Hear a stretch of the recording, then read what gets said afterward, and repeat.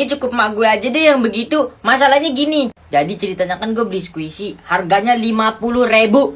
50.000. Waktu itu gue milih yang bentukannya SpongeBob. Ya udah, namanya squishy gue mainin dong, gue bejek-bejek, pokoknya gue pencet-pencet, ya menghilangkan rasa stres. Sampai akhirnya stres beneran. Waktu gue pulang sekolah gue bingung. Loh, squishy yang gue taruh di meja di sini di mana? Akhirnya gue nanya dong sama mak gue, "Bu, tahu squishy Nizer nggak yang warna kuning di atas meja?" Mak gue bilang, "Tanyain adik-adik kamu." Tanyain adik-adik kamu, feeling gue udah gak enak, Besti. Kayak barang yang selalu dipegang adik gue ini gak pernah selamat, gak pernah utuh bentuknya. Dengan berat hati akhirnya gue nanya sama adik gue, "Tahu squishy aku gak yang di atas meja?" "Gak tahu, orang aku gak mainan, tanyain ke ibu." Anjir nih, lempar-lempar pertanyaan. Kuis nih gue. Akhirnya gue datengin tuh mak gue. "Dan lo tahu gak squishy-nya dipakai buat apa?" "Cuci piring." Cuci piring pakai squishy. 50.000 loh itu. Kesel sih, kesel. Sampai gue bilang gini, "Bu, itu sponnya bukan spon loh, Bu. Itu 50.000 itu squishy." Gue malah ditampol. Gara-gara beli spon doang 50.000, mending beli bakso. Ah udah, ganti mak yuk, ganti. Kasih tahu ke gue hal apa yang membuat lu tuh takut nih kalau ketemuan sama teman online. Oke, gue dulu. Jadi gue di DM sama salah satu orang dan dia itu kebetulan cowok. Pokoknya dari profilnya itu dia anak kuliahan. Orangnya cakep dan berfollowers. Kalau nggak salah followersnya udah 13 ribuan. Nah kebetulan dia lagi ada di Cirebon. Pengen ngajak ketemuan nih sama gue, kayak sekalian aja gitu kan, sesama orang Cirebon nih. Yuk ketemuan katanya gitu. Ya gue kan menghargai nih orang-orang jauh. Gue tanyain ketemuannya di mana. Nah terus dia jawab di Apita. Bentar, feeling gue kagak enak nih. Apita kalau di Cirebon itu nama hotel. Lu ngapain ngajak gue ke hotel? Main basket? Gue masih berpositif thinking itu, Bun. Akhirnya gue stalking tuh story Instagramnya gitu ya, yang postingan-postingannya. Ternyata orang Bogor. Dimana kalau rata-rata ya, Bun, nggak tahu sih gue kalau ngeliat di akun-akun meme tuh orang Bogor hujan. Maksudnya kayak ya lu tahu deh, lu paham sendiri gitu. Jadi gue menolak dengan kasar, nggak bercanda. Jadi gue bilang sama dia gini, "Aduh maaf ya kalau untuk hari ini sampai 3 hari ke depan gue lagi ada kegiatan gitu, sekolah, Bun." Terus kata dia, "Ya udah deh, kapan-kapan aja." Jadi ceritanya udah dikasih kopinya ya kan, gue minum tuh. Selesai minum, gue nunggu hujan dong. Karena gue waktu itu nggak bawa HP, akhirnya gue bener-bener nunggu. Gimana sih? Mungkin karena dia ngeliat gue bete, akhirnya dia bilang gini, "Nih, pinjam aja HP-nya, nggak apa-apa." Definisi gue ketemu cowok terpeka sedunia. Nedan. Akhirnya gue memutuskan buat mengambil kesempatan ya kan.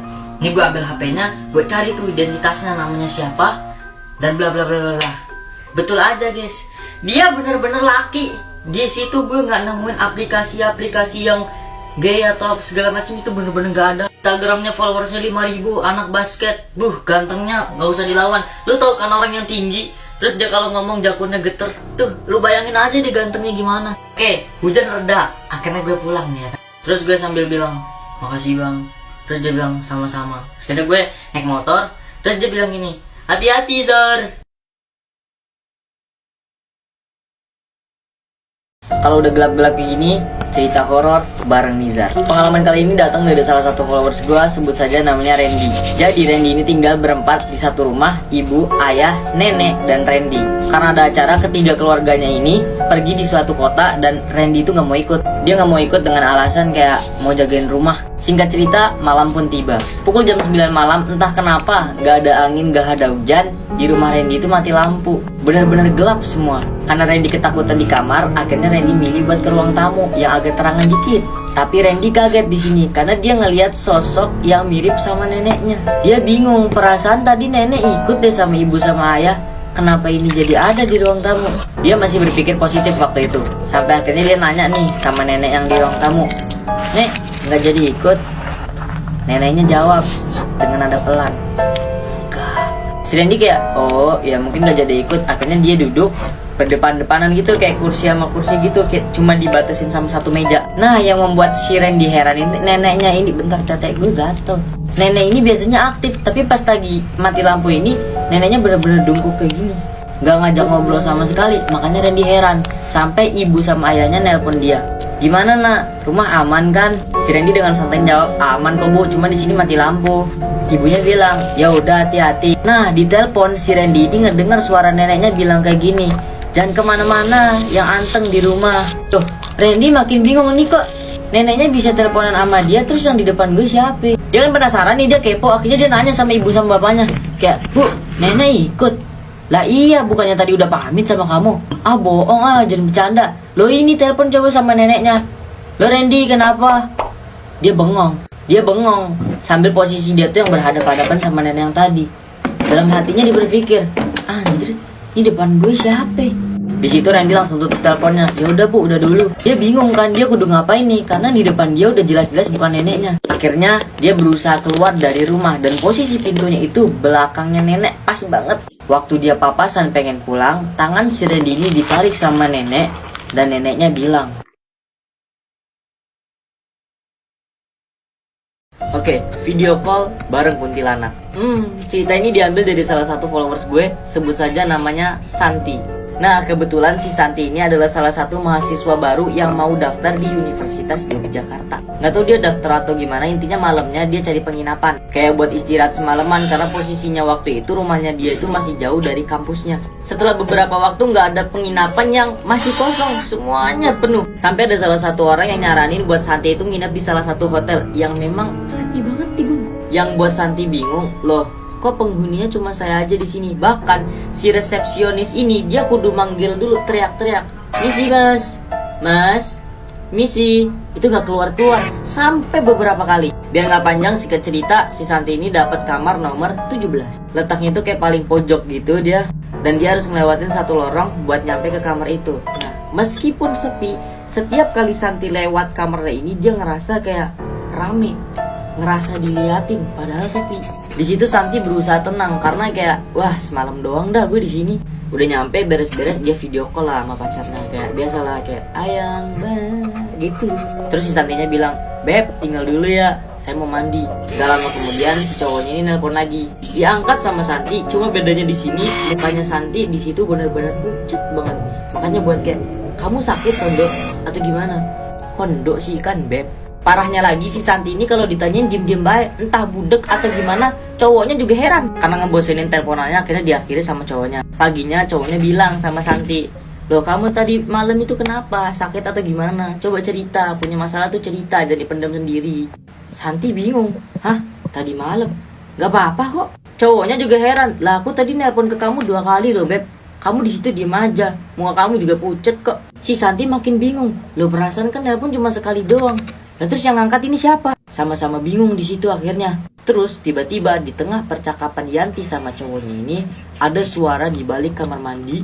Bunyinya gini, saya mbak. Santi heran, perasaan yang ngebooking kamar nomor 17 cuma dia doang. Akhirnya dia memberanikan diri buat datang ke kamar mandi itu. Dan ternyata, tapi bohong. Hayu, pal. Serius amat lu neng. Pengalaman gue waktu digoda gay di kafe. Kejadian ini bermula waktu malam minggu. Karena gue orangnya suka sendirian. Ya gue sendiri pau. Yang namanya malam minggu kan banyak tuh orang-orang yang keluar. Orang pacaran, suami sama istrinya, ada sama kakaknya. Dan biasanya tempat yang dituju itu adalah kafe. Kan waktu itu ceritanya gue keluar nih sendirian. Tempatnya waktu itu rame. Dan ada sisa 2 bangku yang kosong. Gue duduk di situ gitu. Karena memang di situ doang yang kosong. Singkat cerita gue duduk, pesen minum kan udah nih ya, sambil main HP. Tapi gue ada ngerasa ganjal gitu. Nih orang nape nih merhatiin gue. Bukan nape-nape, kalau cewek yang merhatiin ayo-ayo aja. Nih cowok, kalau dilihat-lihat dari bentukan cowoknya tuh tidak ada tanda-tanda yang menunjukkan bahwa dia itu gay. Kayak layaknya cowok pada umumnya gitu. Dia nge-vape. Pokoknya stylish banget dah kayak anak TikToker. Dan kebetulan dia ganteng. Bisa dibilang kayak manly. Pesanan gue dateng, gue minum. Tiba-tiba cowok yang merhatiin gue itu duduk di samping gue. Karena kebetulan samping gue kosong gitu. Ke dalam hati gue, lu mau ngapain bang? Gue masih perawan. Gak bercanda. Kayak kita diem-dieman tuh. Ya iyalah gue gak kenal sama lu, ngapain gue ngomong. Dalam hati gue, buset ditanya-tanya. Dikira ngelamar kerja nih gue. Gue jawab, tinggal di jalan sono bang. Kata abangnya, oh deket ya, kapan-kapan main deh ke rumah abang. Apa lu bilang bang? Main. Gue kenal sama lu aja kagak. Gak lama kemudian dia minta nomor WA gue. Ya gak gue kasih lah. Emang gue cowok apaan? Gue bilang 0896. Lu percaya gak? Dia nanya lagi, udah pernah pacaran belum deh? Feeling gue udah gak enak nih. Akhirnya gue beres-beres, bawa tas, bawa duit gue, pulang ke rumah abangnya. Lu masih inget kan cerita gue yang digangguin sama cowok yang di cafe itu? Lu bayangin, kemarin sore gue ketemu lagi sama dia. Jadi ceritanya gini, waktu habis asar itu gue niat ke Indomaret buat belanja. Karena malamnya gue pengen nonton, jadi buat beli cemilan gitu loh. Posisinya itu gerimis, jadi gue kan males nih keluar malam-malam. Akhirnya gue beli sore ke Indomaret tuh. Yang namanya gerimis ya kan otomatis Indomaret sepi. Waktu itu di situ cuma ada gue aja. Ternyata gue salah. Ada satu cowok badannya tinggi lagi milih-milih kayak parfum gitu kan. Nah dalam hati gue ngomong, buset, ini bukannya cowok yang tadi di cafe tuh ya? Anjir kok bisa ketemu lagi gitu. Dalam hati gue kayak mampus mati gue. Orang yang baru aja kemarin gue omongin di TikTok muncul di hadapan gue. Karena gue udah terlanjur masuk ya, gue masuk gitu ngambil minuman. Tapi karena badan dia tinggi, jadi sekat yang antara Indomaret itu kan kelihatan gitu kan. Dia ngeliat gue. Secara spontan gue ngomong, mampus ketahuan. Padahal gue udah pakai masker waktu itu. Bener aja, dia ngedeketin gue terus bilang, Nizar ya yang kemarin di cafe. Ya gue gemeteran dong. Terus gue bilang, iya bang, video kamu liat FYP aku loh. Dalam hati gue, ya iyalah viewersnya udah 2,7 M.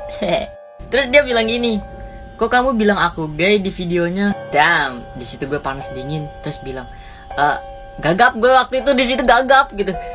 Itu buat konten doang bang. Terus abangnya ngomong, oh nggak apa-apa konten doang kan. Oh iya, kamu mau nggak jadi teman aku?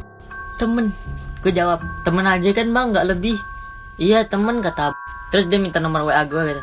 Gue kasih ya kan. Singkat cerita gue habis belanja pulang ya kan. Dan gak tahu kenapa pas gue pengen pulang itu hujan gede dan gue lupa bawa jas hujan. Itu kan posisinya ada di belakang gue kan. Gak bisa pulang ya, gak punya jas hujan. Iya bang, tuh ambil aja di jok abang katanya. Ada jas hujan buat kamu aja. Terus gue bilang, terus abangnya pulang pakai apa? Abangnya bilang, nggak apa-apa kok asal kamu gak kehujanan. Mana gue nggak terbang, ini masalahnya cowok, buset perhatiannya. Terus gue bilang gitu, nggak deh bang, buat abang aja jas hujannya. Abangnya bilang lagi, ya udah abang nungguin kamu aja sampai pulang. Dalam hati ngomong gitu, anjir, ini orang baru ketemu gini amat ya Allah. Tapi jujur gue baper. Jadi ini kelanjutan cerita gue bareng abang-abang yang kemarin gue temuin. Jujur gue males ceritainnya, cuman udah terlanjur 4M viewersnya. Oke, posisi waktu itu kan hujan tuh, hujan gede ya kan. Nah di setiap Indomaret tuh pasti ada tempat duduk. Tempat duduknya itu kayak buat tempat ngopi, tempat minum, pokoknya tempat kayak buat istirahat bentar gitu. Nah gue duduk di situ dan abangnya pun ngikut duduk di situ, pas di samping gue. Ya gue merasa ilfil dong, dari tadi diikutin terus, padahal dia udah punya jas hujan, kenapa tinggal kagak balik aja. Cuaca di situ bener-bener dingin, baju gue kan pendek tuh ya kan. Dan gue waktu itu nggak megang HP, jadi itu nunggu tuh kayak bener-bener nunggu begini loh. Kalau ada HP kan kayak masih mending ya kan. Ini enggak, mana diliatin terus sama abang-abangnya. Abangnya ngomong, kedinginannya. Terus kayak gue jawab dong, apa sih lu bang, hidup lu ribet banget deh, urusin hidup lu aja gitu. Gitu ya kalau sama orang yang belum kenal tuh kayak agak jutek gitu. Obrolan itu dia masuk ke Indomaret, ya mungkin marah mungkinnya. Tapi beberapa menit kemudian dia datang bawa kopi anget 2. Buat siapa? Buat gue. Kopi nih ya, kopi nih. Nih, angetin badan dulu. Bayangin deh, abis gue marah-marahin, gue bentak-bentak, sempet-sempetnya dia baik amat gue. Ini yang membuat arwah yang di dalam tubuh gue tuh berasa pengen lari dari jasadnya. Ya dalam hati gue ngomong, nih kalau gue cewek bang, gue karungin lu masuk ke dalam rumah.